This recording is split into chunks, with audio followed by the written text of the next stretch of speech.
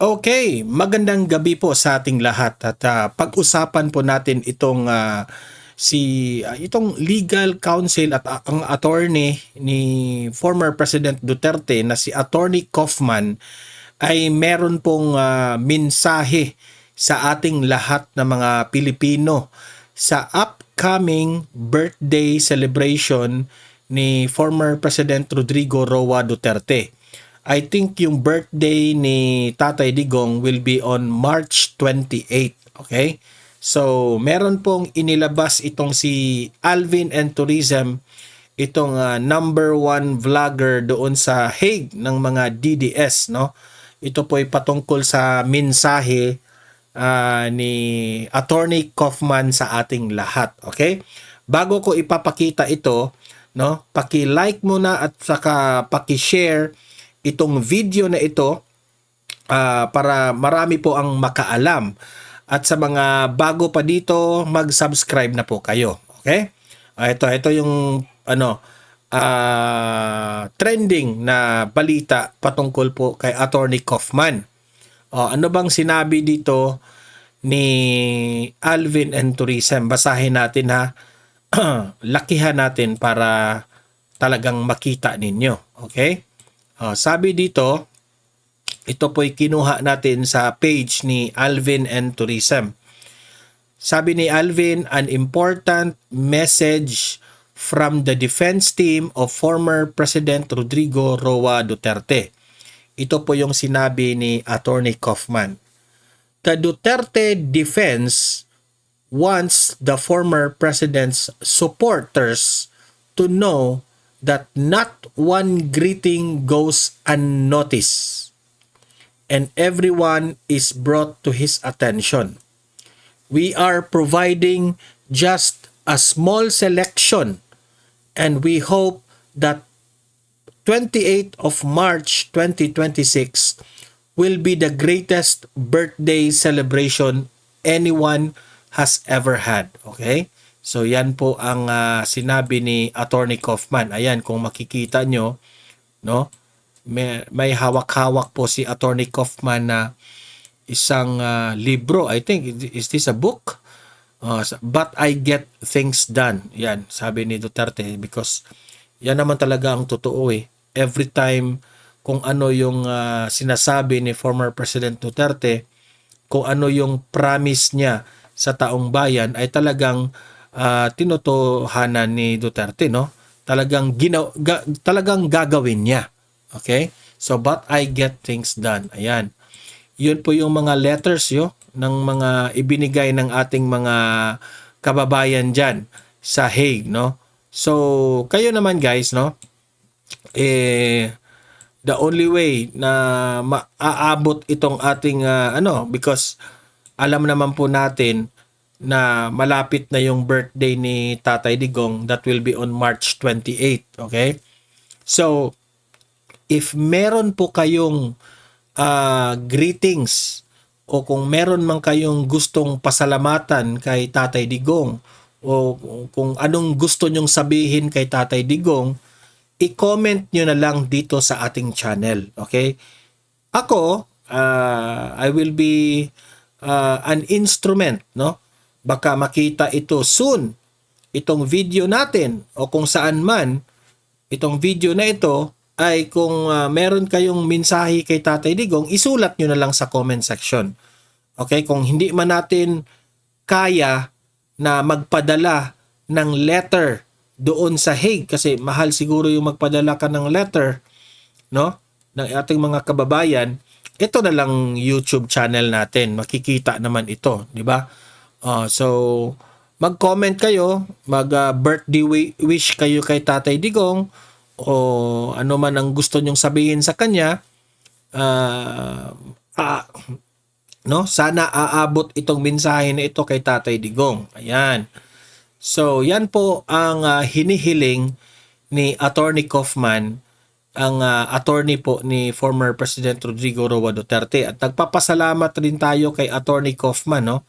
Kasi noong last hearing patungkol kay Tatay Digong ay ginawa po ni Attorney Kaufman ang kanyang lahat, no? Ang kanyang best para po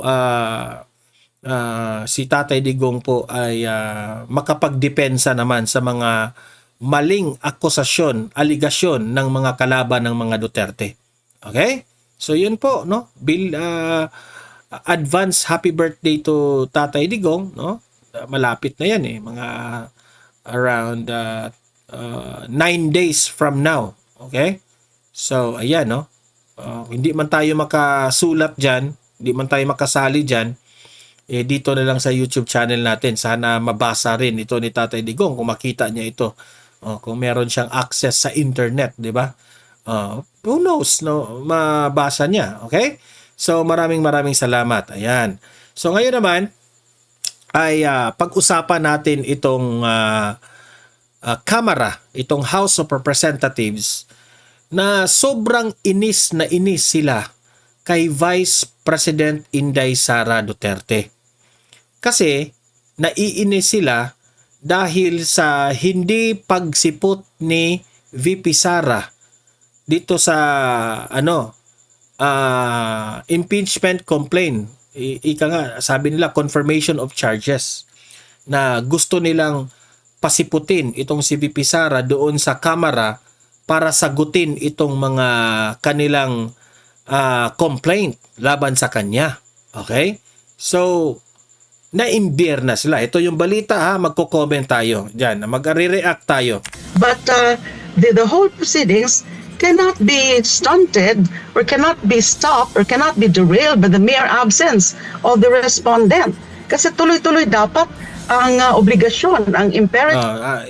Ibig sabihin ni Dilima, kung hindi raw sisipot si VP Sara, ay ituloy-tuloy nila itong mga proceedings nila.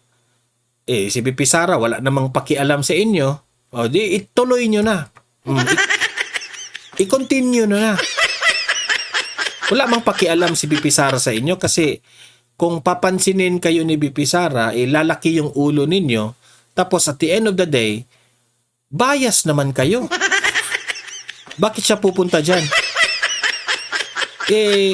Hindi sila pinapansin ni VP Sara, is lalo silang nasasaktan. Constitutional duty ng House na alamin yung totoo. Naipadala na ng House Justice Committee. Kasi ito lang yun ha. Maganda ang strategiya ni VP Sara. Si VP Sara, hindi sila pinansin. Okay? So nagalit itong Kamara.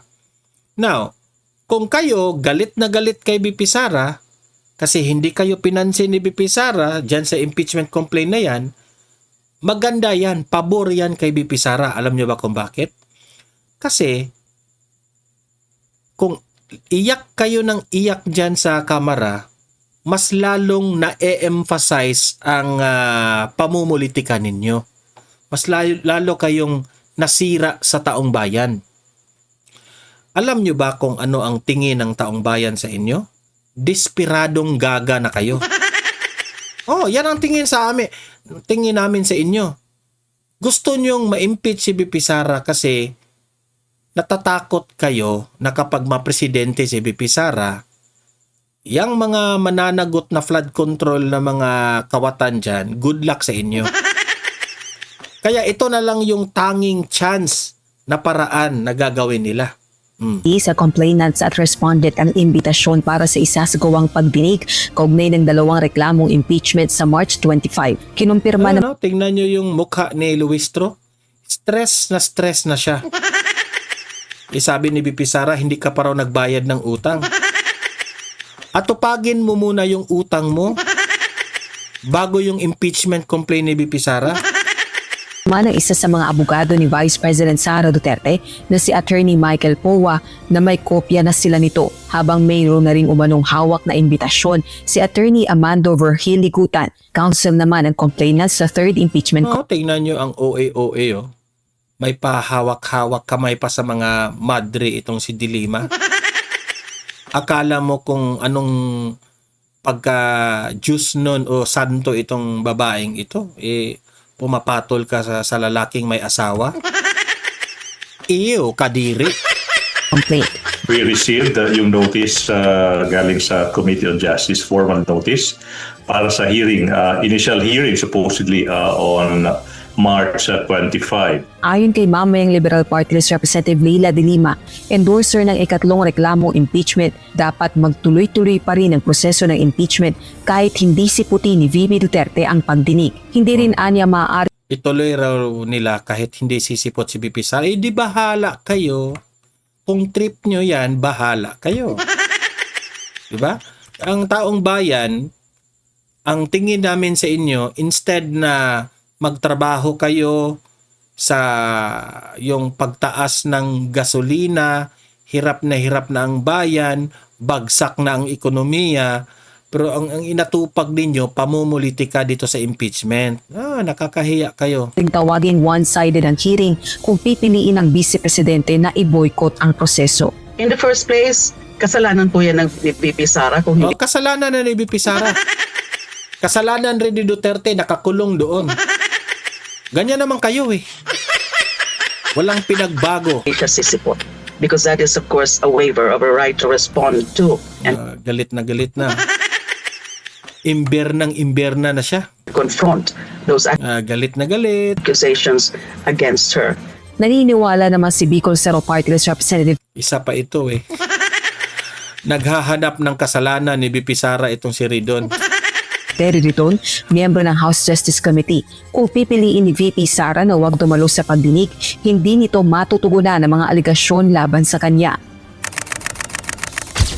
Mangangahulugan din ito ng mas malaking tsansa para ma-impeach sa Kamara ang Vice Presidente.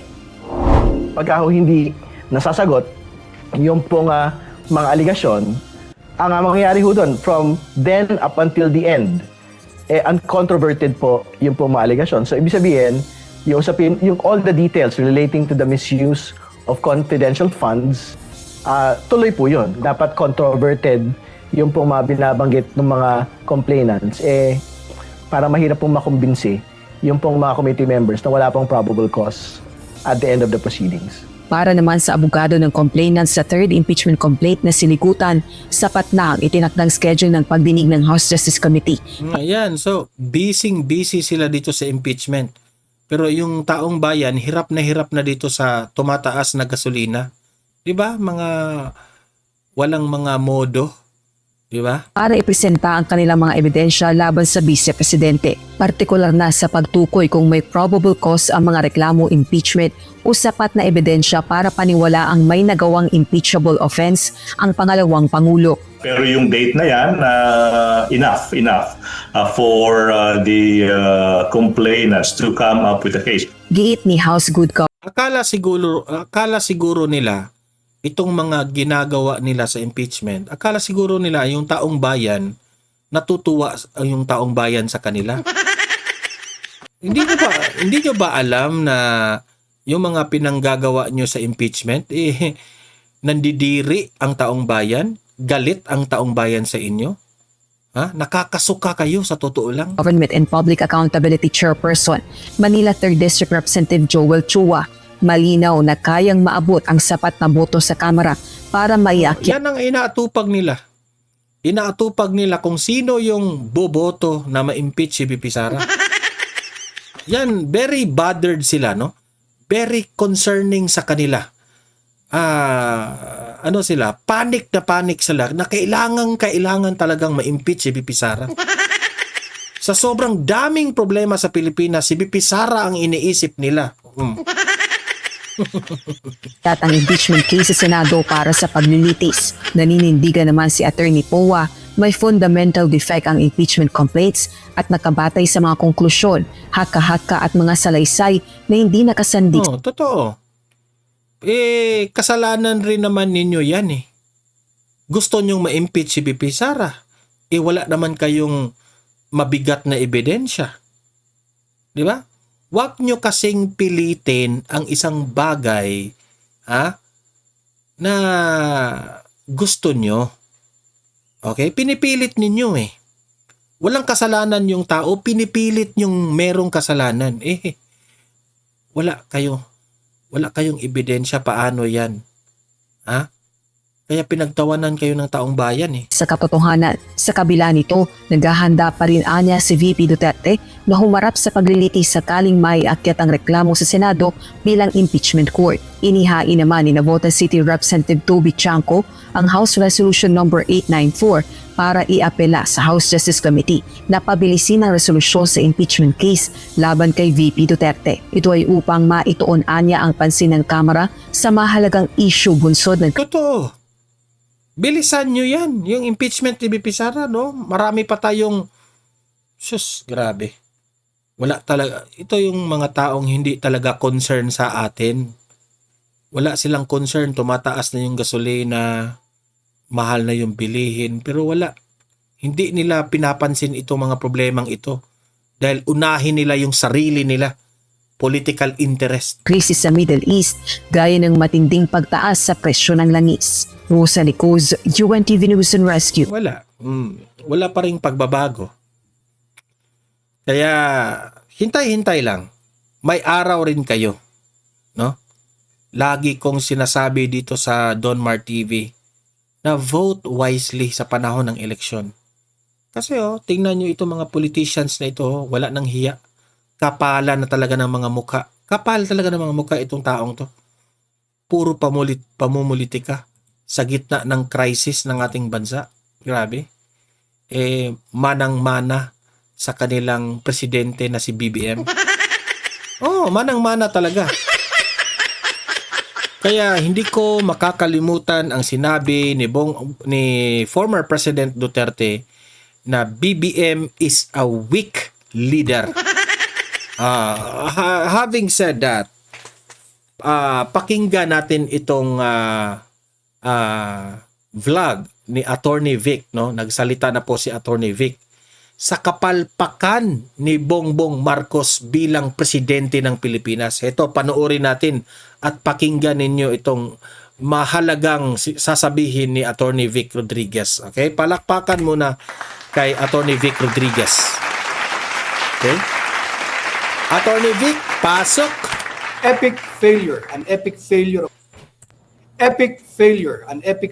of leadership. Ano ba ibig sabihin ng epic failure of leadership? Ang epic failure of leadership, ang katangian po nito, isang lideratong merong fixed mindset. Akmang-akma kay Bongbong Marcos at sa kanyang administrasyon. Fixed mindset. May fixed mindset sila, fixated sila kanino? Sa tatak Duterte. Di ba? Tama si Atty. Vic. Ang Marcos administration na ito, instead na magtrabaho, paunlarin ang bansa sa kahirapan, sa tumataas na gasolina, nakafix yung utak nila kung papaano nila ibabagsak ang Duterte. Kasi hindi nila matatanggap na bagsak na ang kanilang mga pangalan at tumataas ang pangalan ng mga Duterte. Kaya busy itong administrasyon na ito kung papaano nila sisiraan ang mga Duterte. Pakasiraan, si Tatay Digong, si President Rodrigo Roa Duterte, pakasiraan, yurakan ng pagkatao ni Vice President Inday Sara at ganun din ang buong Duterte, si Mayor Baste at si Congressman Paulo Pulong Duterte. Yan po yung katangian ng isang administrasyon tao na merong epic failure of leadership. Nandiyan din yung katangiang poor emotional intelligence. Yung disconnected sa araw-araw na nangyayari. Yung wala pong pakialam, wala pong malasakit, wala po siyang puso sa kanyang mga pinagsisilbihan kung nagsisilbi man siya. Yung pong arrogant o yung arrogante, yung mayabang, kita naman ninyo, wala siyang pakialam sa ating mga overseas Filipino workers. Nang tinanong yung lukaret sa palasyo, bakit tila walang pakialam si Bongbong Marcos sa kapakanan ng ating mga overseas Filipino workers, busy daw siya sa maraming bagay. Saan? Sa party. Sa konsyerto sa Malacanang. Di ba? Party-party, concert-concert, samantalang tayo lugmok sa kahirapan. Grabe, walang hiya ang Malacanang. Si First Lady Liza Araneta Marcos, walang hiya. Alam niya na naghihirap ang taong bayan. Alam niya na maraming mga Pilipino ang walang kain na 3 beses sa isang araw, wala. Kasi wala ngang kain siguro kahit isang beses lang. Pero anong ginagawa nila? Ha? Nilulustay nila ang pera ng taong bayan dito sa party-party, mga invited guest nila dyan sa Malacanang, at ang mga marangyang masasarap na mga pagkain. Walang mga delikadesa mga taong yan eh. Sa pagbabiyahe ng hindi naman kinakailangan, recently, diyan sa New York. Di ba? Pumunta si Liza sa New York. Ayan, sayang-saya nila. Ginamit ang pera ng bayan. Di ba? At lack of It's too big parto sila. strategic planning. I like to remind all of you that we are now on the 17th day or the 3rd week. Middle na po tayo ng 3rd week nitong gera na inilunsad ng United States of America at Israel laban sa Iran. Wala pa rin pong malinaw at na strategy at strategic planning na ipinamamalas, ipinadadama itong si Bongbong Marcos Jr. Kasi wala siyang alam. Attorney Vic, diba? Alam mo yan. Sabi ni VP Sara yan, ni si Bongbong Marcos, walang alam sa pagiging presidente. Absent pa rin ho siya. Bagamat nag-iikot sa palengke, nakatingin doon sa presyo ng bigas, hindi naman bababa yung halaga ng bigas kahit titigan niya maghapon yan, while he is physically present para po magkaroon lamang ng political optics that he is busy and attending to the needs of the government. Pabisi-bisi yung tao eh. Kahit walang ginagawa, mag-video yan na parang, busy ako eh. And the Filipino people, hindi po siya talaga nagtatrabaho. Absent pa rin si Bongbong Marcos, absent-minded, wala pong malinaw na direksyon. At ganun din, hindi po siya makapag-adapt sa pagbabago. At napapatunayan natin yan sa kanyang toxic o nakakalason na uri ng pamamalakad at politika. Sira dito, sira doon, kurakot dito. Kung ma-observe ninyo ha, kung meron silang palpak na trabaho, itong administrasyon na ito, isinisisi nila kay Duterte. Yan ang trabaho nila. Tao dyan. At makikita naman natin, stagnant ang ating ekonomiya. Patunay, 3rd quarter and 4th quarter, bumaba ang ating GDP. Grabe. And I believe itong 3rd quarter will not be different from the 3rd and 4th quarter performance of our economy noong 2025. Kaya ang resulta, bangkarote ang organisasyon. It just so happened, ang naging bangkarote rito, ang organisasyon ay ang Republika ng Pilipinas. Ayan. Hindi lamang po natin ito nasasaksihan, kung hindi lamang tayo basta saksi o witness po dito sa... Hindi lang tayo saksi, hindi lang tayo witness, kasi ramdam natin ang kahirapan dito sa bangag na leader na ito. Ramdam natin! Ganapan na epic failure of leadership ni Bongbong Marcos. Ang masaklap po dito, lahat tayo ay biktima. Tayo ang ultimately tatamaan. Tayo ang ultimately tatamaan, biktima po tayo dito dahil nga there is an epic failure of leadership. Ano pa ho yung mga katangian ng isang administrasyon at pinuno na meron pong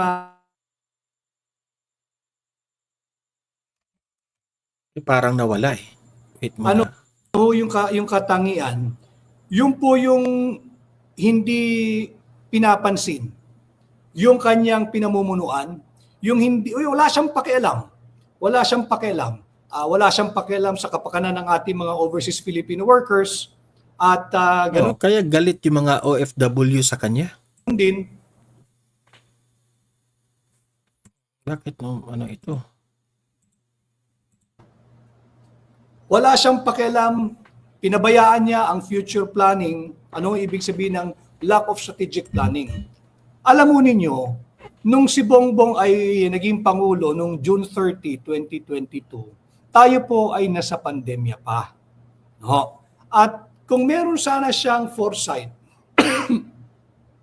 at hindi pinabayaan o hindi nagkaroon ng neglect of future planning, hindi ho dapat tayo reactive sa mga nangyayaring ganito sa mundo ngayon. Ano? Hindi po siya naghanda at hindi rin siya natuto doon sa lesson na ating natutunan sa COVID. Ano po yan?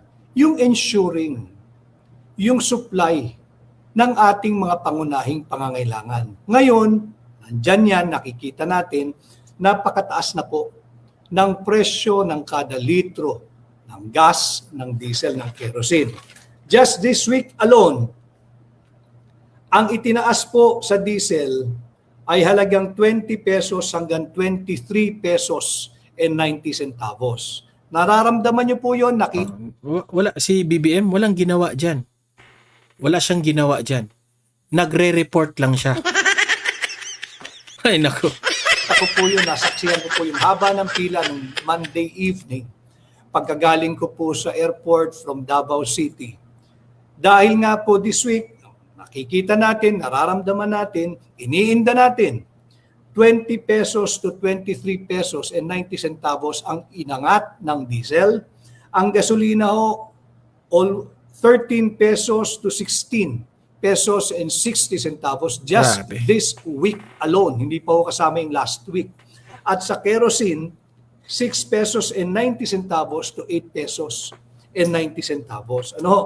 Napakataas po nito. And yet, relax lang si Bongbong Marcos. Ang kanya, normal daw itong mga sitwasyon natin. Ano ho? Normal pa daw ang ating pinagdadaanan at wala daw po tayong dapat ipangamba. Alam mo ninyo, hindi na po ito normal. The world is already under a severe oil crisis brought about by the unwarranted attack of US and Israel laban sa bansang Iran. No? The world is under oil crisis. Ang nangyayari po sa pandaigdigang ekonomiya at usapin ng pandaigdigang kapayapaan, hindi na po ito normal. Let me just debunk yung political optics ni Bongbong Marcos na normal pa raw ang sitwasyon. Kayo ho, aking mga mahal na kababayan, mga mahal kong Pilipino, maituturing nyo bang normal ang nangyayari ngayon, yung kaliwat kanan, sunod-sunod na pagtaas ng presyo ng gasolina, diesel at kerosene? Paano mo masasabing normal? Abnormal po ang ating panahon. And unfortunately, there is an epic failure of leadership. Bongbong Marcos, absent. Absent pa rin ho siya eh. He is trying his best na magkaroon ng political optics na nagtatrabaho ko nakatingin doon sa presyo at sako ng mga bigas sa palengke, nag-iikot. Wala pong meaning yun sa mga ordinaryong tao na katulad ng Kasi may picture na kumakalat na pinuntahan niya yung palengke. Alam nyo na nga na nagmahala na yung bilihin. Alam nyo na nga na ang sobrang mahal na ng gasolina. Pumunta siya ng palengke. Anong solusyon ang ginawa mo, BBM? Pupunta ka doon, tapos mag-inspect ka doon. Yun ba ang solusyon mo? O pakitang tao lang? Para ipakita sa taong bayan na nagtatrabaho ko, no? Diba? Puro ka propaganda eh. atin na magkakasama po ngayon sa live. Si Daniel Long, present din sa live. Maraming salamat, Daniel Long. At very soon ay magsasama po kami ni Daniel Long dito sa ating programa. Abangan po nyo yan. Ini-schedule lamang ni Miss Pam ng Third Floor Studio. So meron pong epic failure of leadership. Ano, everything is normal, sabi ni Bongbong Marcos. Inilathala po yan ng Manila Bulletin. Ano ang normal? Ang kaliwat ka ng pagnanakaw ba ninyo sa kaba ng bayan ay normal? Itong tugon, alam mo ninyo, pag-usapan natin yung very elementary student council, ang nagiging tugon. Ano po iyan? Hindi ba namigay sila, limitado yung mga tricycle drivers muna dito sa Metro Manila, mga pili or selected Tricycle Drivers and Operators Association dito sa Metro Manila, binigyan ng tigli 5,000 assistance. Ano? Yung 5,000, tanggapin po nyo yan. Alam ko ang mindset din ho ninyo. Salamat, tinatanggap ninyo. Pera nyo po yan.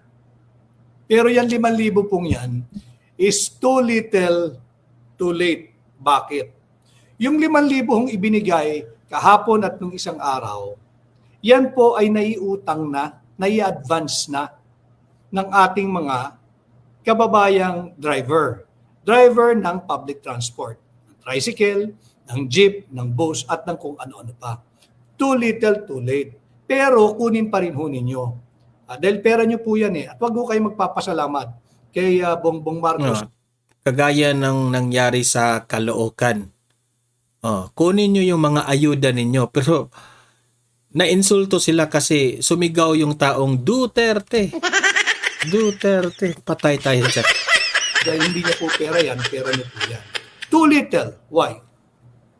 5,000 confined pa lang sa Metro Manila. Yung atin mga kababayan sa probinsya na nandito po ngayon sa live, hindi ho ba kayo apektado ng pagtaas ng gasolina, diesel at kerosene dyan sa inyong lugar?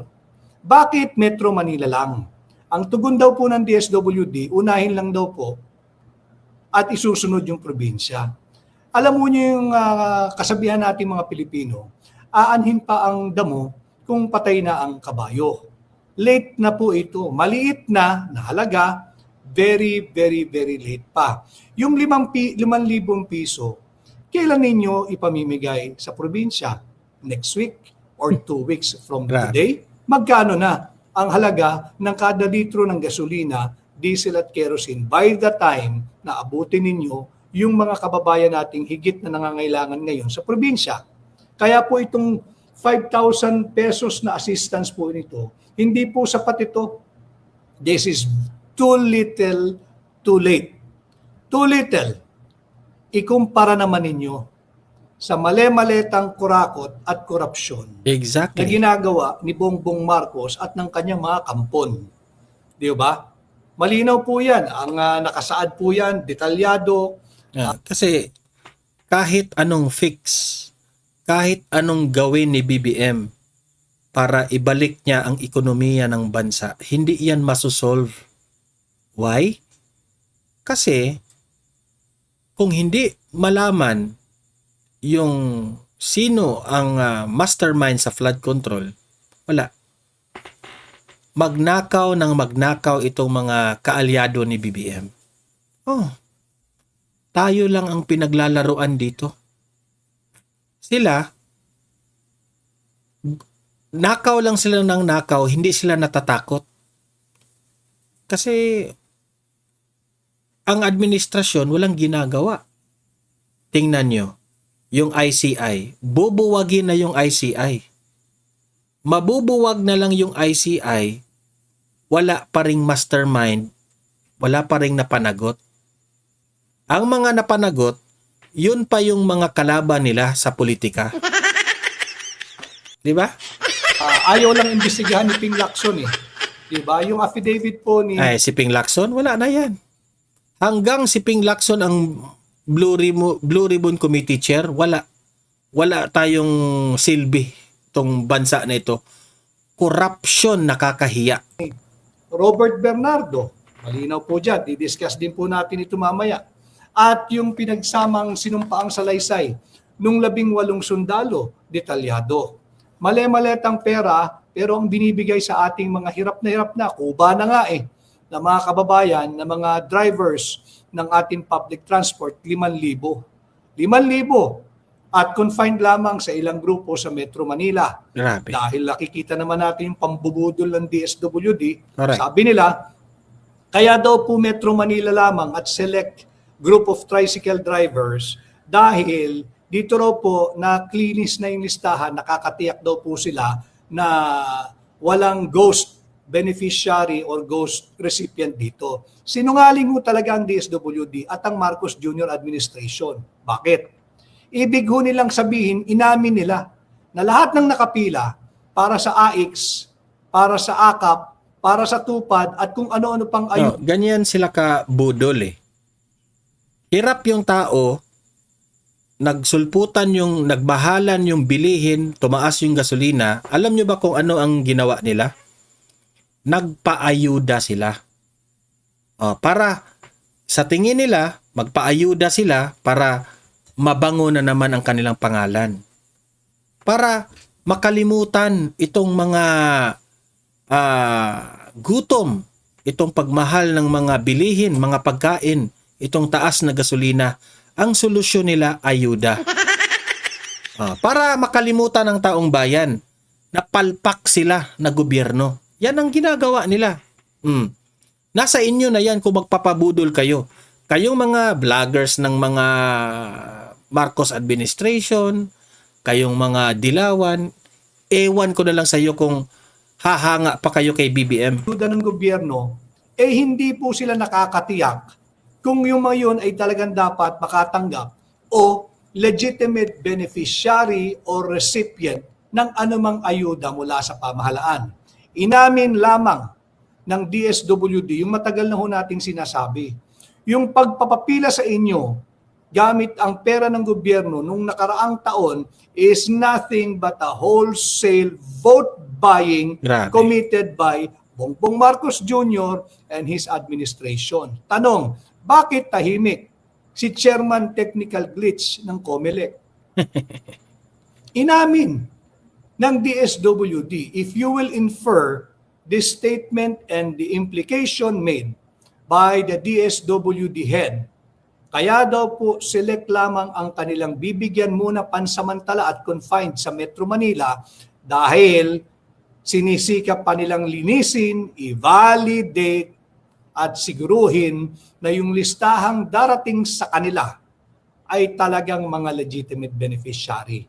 Ito ho ay indirect na pag-amin na yung ginawa nilang pamumudmud patuloy, ito po ay malinaw na vote buying at ito po ay malinaw na pagsusuhol sa mga mamamayang Pilipino. Inamin nila Ano ngayon ang basis pala ng pamimigay ng ayuda, ng AKAP, ng AIX, at kung ano-ano pa? Pinapila ninyo ang tao, hindi pala yun nakakatiyak sa listahan. So ito po'y malinaw na pag-amit at hindi na ho sila maaari tumanggi dito. Di ba? So, yun po ang topic ni Attorney Vic Rodriguez. Itong pambubudol ng administrasyon. Tinatakpan nila sa ayuda. Itong kapalpakan, itong walang solusyon sa massive problem ng Pilipinas, tinatakpan po nila dito sa mga ayuda. Okay? So, kawawa ang Pilipinas sa totoo lang.